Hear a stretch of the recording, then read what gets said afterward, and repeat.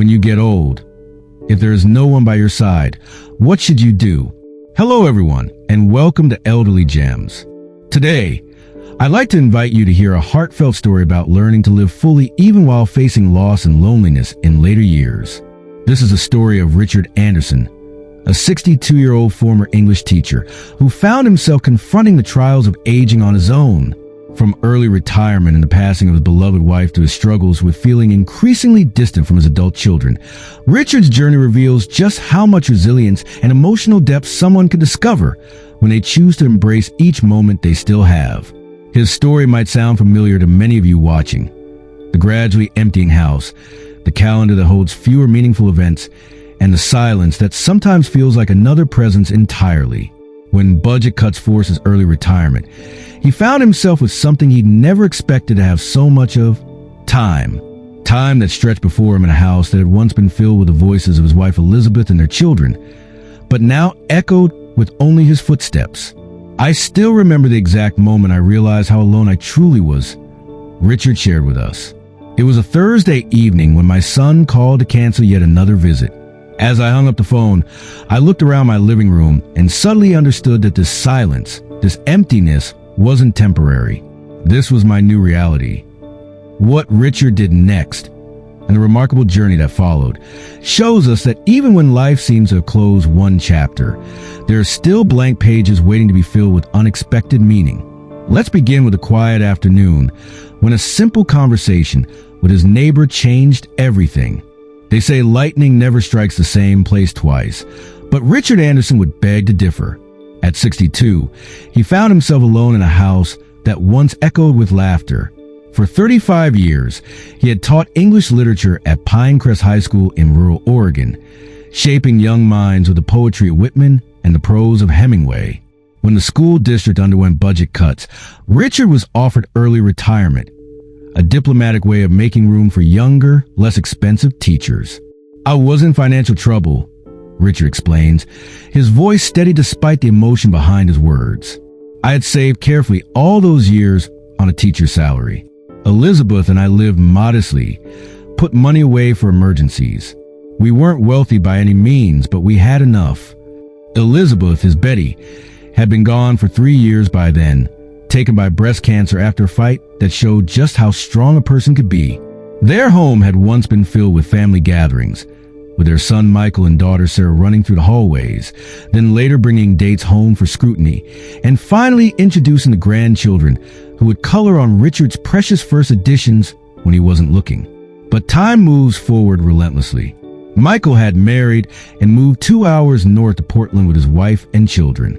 Sarah lived even further away in Colorado with her husband, building a career in environmental science. What was once a house filled with noise and activities had become a museum of memories, with Richard its sole caretaker. The silence became most noticeable in the evenings. One Thursday night, as Richard sat in his reading chair, a book he couldn't focus on, the phone rang. It was Michael. "Hey, Dad, I'm really sorry, but I don't think we can make it this weekend after all. Jamie has a soccer tournament, and Diane has that presentation she's been preparing for. Is that okay?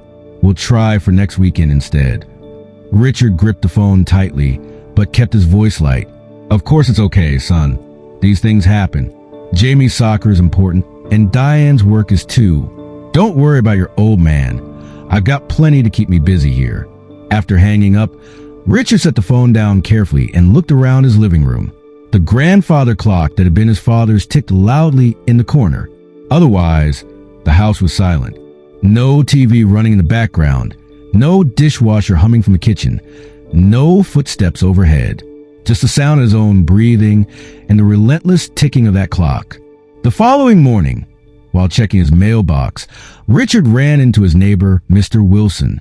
At 70, Harold Wilson had lived next door for over 20 years.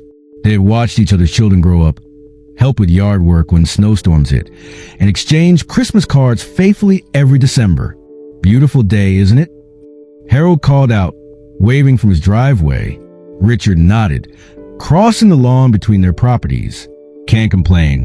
How are you and Margaret doing?" Harold's smile dimmed slightly. "Margaret passed last year, Richard. Remember the funeral?" You brought that wonderful potato salad Elizabeth used to make. Richard felt his face flush with embarrassment. Of course, Harold. I'm so sorry. I don't know where my mind was. How are you managing on your own? Some days are better than others, Harold admitted, leaning against his mailbox. The kids call, but they've got their lives.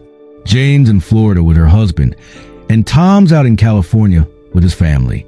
I've got nobody else living here with me now. He studied Richard's face. You're in the same boat, aren't you? Richard just nodded, not trusting his voice. Harold sighed. It's hard, this part of life. No one warns you about it. When we're young, we worry about careers, mortgages, and raising children right.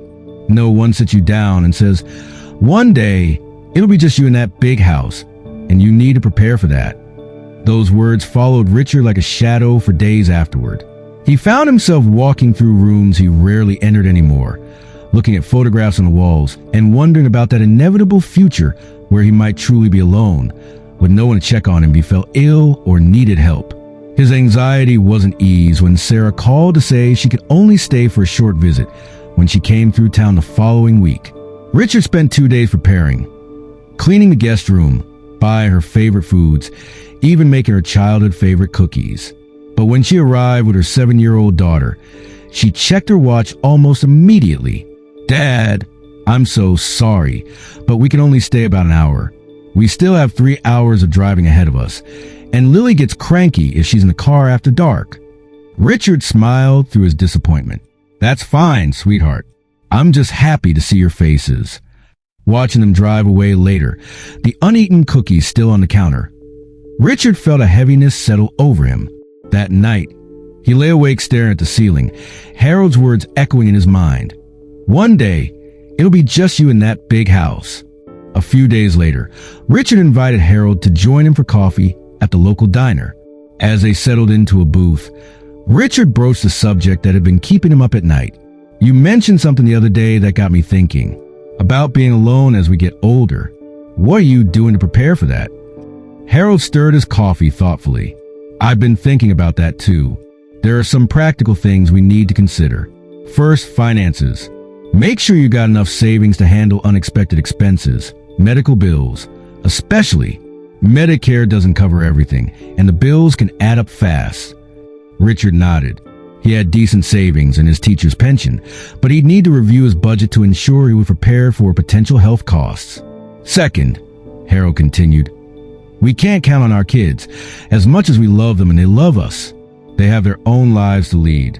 We need to build our own support systems. Are you involved in any activities, Richard? Groups, clubs, anything that gets you out of the house? Richard felt a flush of embarrassment. Since retirement, he withdrawn almost completely from social life. No more faculty meetings, no book clubs, no community events. He'd become a hermit without fully realizing it. Not really, he admitted. Since Elizabeth passed and I retired, I mostly stay home, read, watch some television, putter around the garden when weather permits. Harold shook his head firmly. That won't do. Isolation is the enemy, Richard. It's not just about having someone call if you fall. It's about having a reason to get up in the morning. People who expect to see you. Conversations that keep your mind sharp. Taking Harold's advice to heart, Richard began to make changes. He started small with a morning walk around the neighborhood. Then he discovered that the community center offered a book discussion group on Tuesday evenings. As a former English teacher, he found himself naturally drawn to these discussions, even if many of the participants were younger than him. Gradually, his world began to expand again. He met other retirees, widows, and widowers who understood his situation. He volunteered at the local library once a week, helping with their literacy program. Each small step connected him more firmly to the world beyond his empty house. Yet there were still nights when doubt crept in. What if he became seriously ill? Who would notice if he didn't show up for book club one week? Who would check on him during a snowstorm? Those thoughts led him to consider something he hadn't imagined before, finding companionship in his later years. The idea felt almost like a betrayal at first. Elizabeth had been his college sweetheart, the only woman he'd ever loved. Would seeking another relationship dishonor her memory? When he confided these thoughts to Harold, his friend's response surprised him. "Richard, do you think Elizabeth would want you to spend the next 20 years alone talking her photographs? Love isn't a limited resource. Opening your heart again doesn't erase what you had with her." His words gave Richard permission to consider possibilities he'd closed himself off from. And it was at the community center's art appreciation class that he met Grace Matthews, a 68-year-old retired nurse with a quick laugh and an encyclopedic knowledge of impressionist painters. Like Richard, she lived alone after losing her husband to heart disease. Her children had also moved away for work, one to Seattle, another to Chicago. Their friendship developed naturally. They started meeting for coffee after class, then began attending concerts at the local college together. Grace introduced Richard to bird watching, while he shared his passion for classic literature with her. There was an ease between them, a shared understanding of what it meant to build a life after loss. Eventually, Grace began spending more time at Richard's house. She brought life back into rooms that had grown stale with disuse. Her laughter filled spaces that had known only silence. When she suggested she might move in, it felt like the most natural progression in the world. "We don't need to overthink this," Grace said one evening as they sat on his porch watching the sunset. "At our age, companionship is precious. We're not 20-somethings planning 50 years together. We're just two people who enjoy each other's company and don't want to be alone." Life with Grace brought a rhythm and warmth back to Richard's days. They cooked together, traveled to nearby towns for day trips, and sat side by side, reading in comfortable silence. When Richard came down with pneumonia that winter, Grace was there with her nursing experience, making sure he took his medications and tempting his appetite back with homemade soup. When Michael visited during that illness, he seemed surprised by the easy domesticity between Richard and Grace. "Dad, why didn't you tell me you were this sick?" he asked worriedly. Richard managed a weak smile from his armchair. "Grace has been taking good care of me, and I didn't want to worry you. You have enough on your plate." Michael looked at Grace with newfound appreciation. "Thank you for being here for him."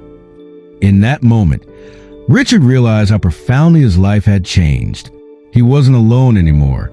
He had someone who noticed if he was quieter than usual, someone who cared if he skipped a meal, someone whose day was incomplete without checking in with him.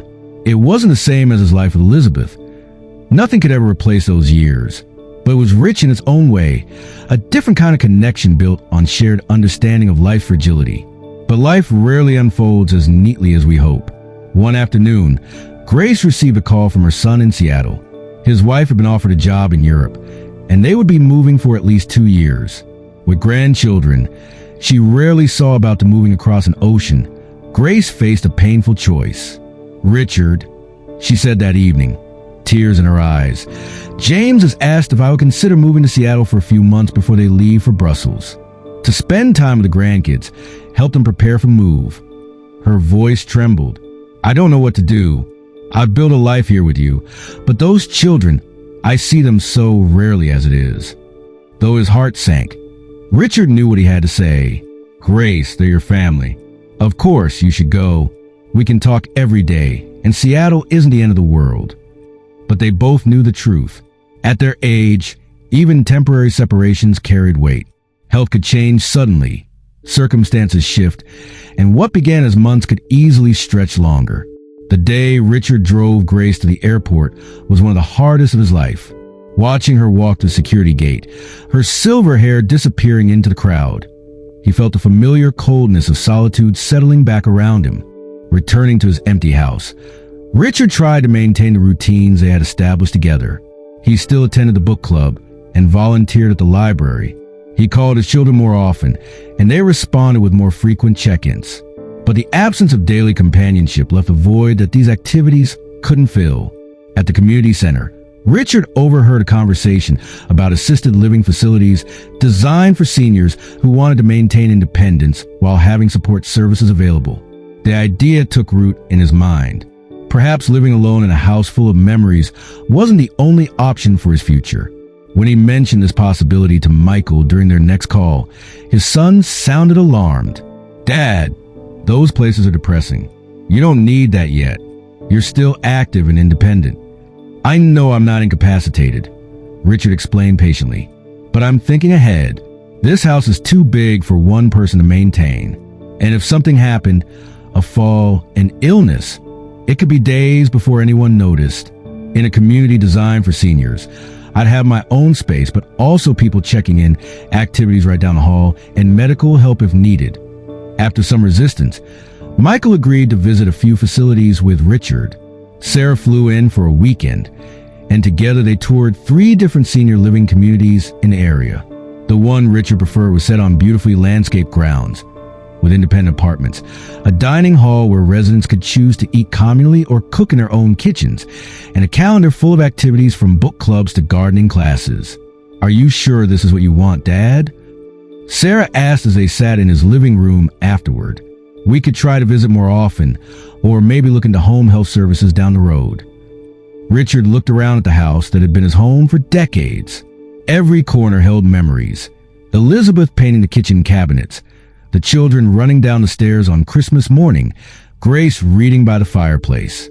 But memories didn't keep you warm at night, or notice if you didn't emerge from your bedroom in the morning. "I'm sure," he said firmly. "I think this is the right step for me now. I'll have my own space, but I won't be isolated. And you two won't have to worry so much about me being alone here." Within 2 months, Richard had sold his house and moved into Pinecrest Senior Living Community. The adjustment wasn't easy at first. His apartment, though comfortable, felt small after his house. The routines and rhythms were different, but he soon discovered unexpected benefits.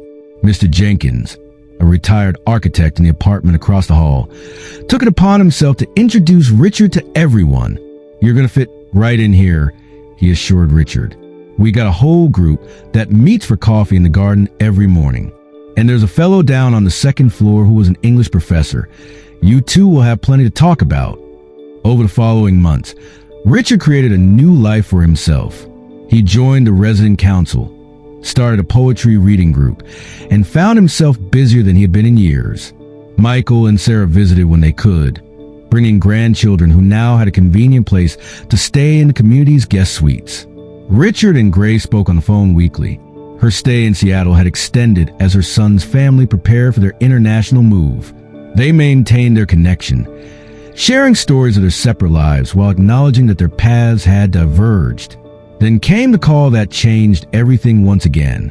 Richard was enjoying the afternoon sunshine in the community courtyard when his cell phone rang. It was Michael, his voice tight with anxiety.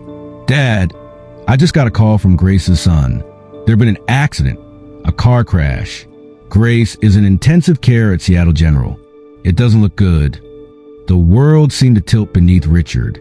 "How bad is it?" he managed to ask. "Critical. They're saying..."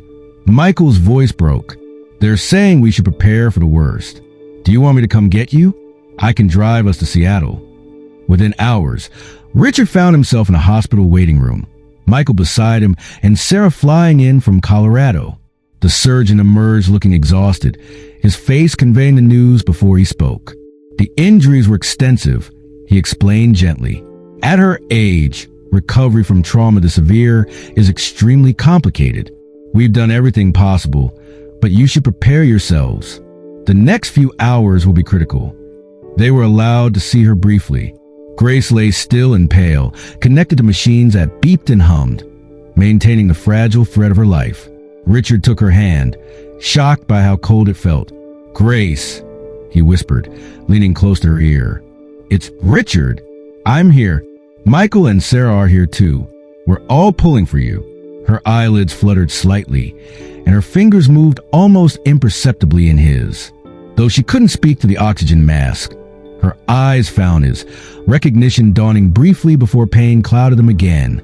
For hours, Richard maintained his vigil, speaking softly to her, reminiscing about their time together, promising impossible things if only she would stay.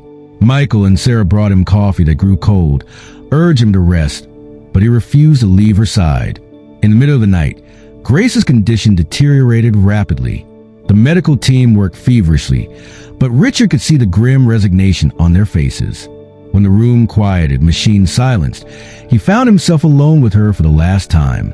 Her eyelids fluttered open one final time, and with tremendous effort, She formed words barely audible even in the hushed room.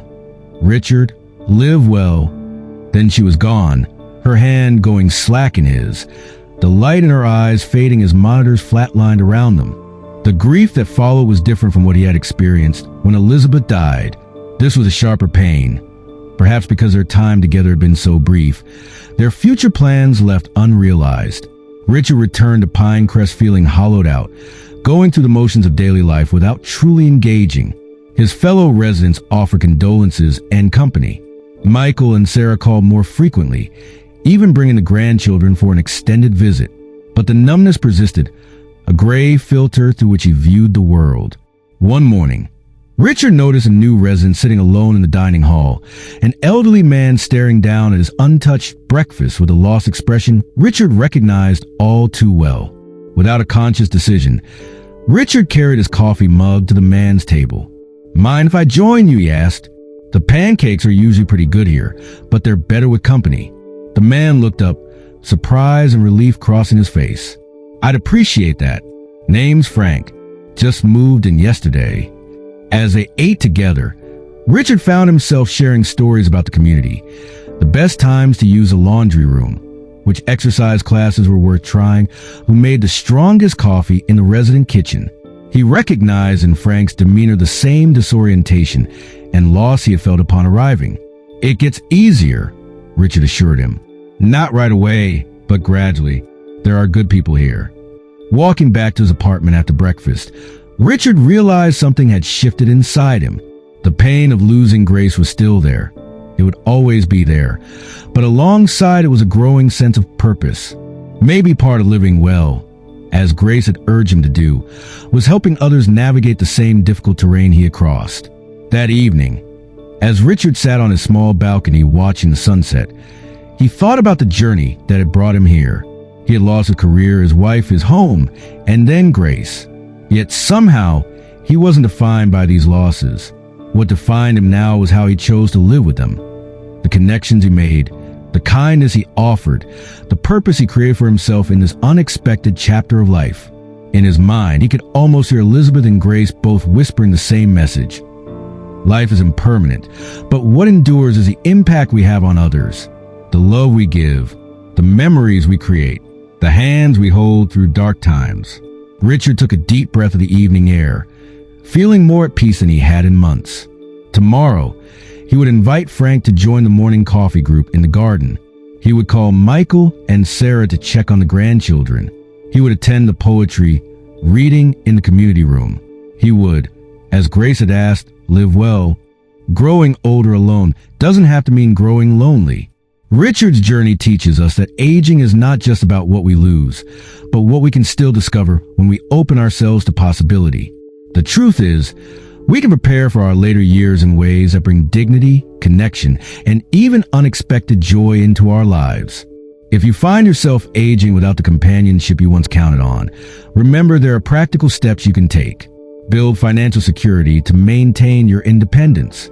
Nourish your soul through friendships, activities, and perhaps even new love. Don't hesitate to consider environments where support is readily available, whether that's an assisted living community or another arrangement that offers both independence and assistance. Most importantly, understand that your worth doesn't diminish with age. You still have wisdom to share, connections to make, and purpose to discover. When night falls and you feel the ache of missing those who've gone before, remember you carry them in your heart. The love you shared was real and precious. No one can take that away. In the end, our value isn't measured by how many people surround us, but by how deeply we've loved, how bravely we've faced each day, and how generously we've shared ourselves with others. As Richard learned, sometimes our greatest strength comes not from avoiding loss, but from finding meaning despite it. Thank you for watching. If you found this story meaningful, please like, share, and subscribe to Candle of Wisdom. Your support helps us continue creating content that illuminates a path for those walking similar journeys. Remember to cherish those you love, and we'll see you in our next video.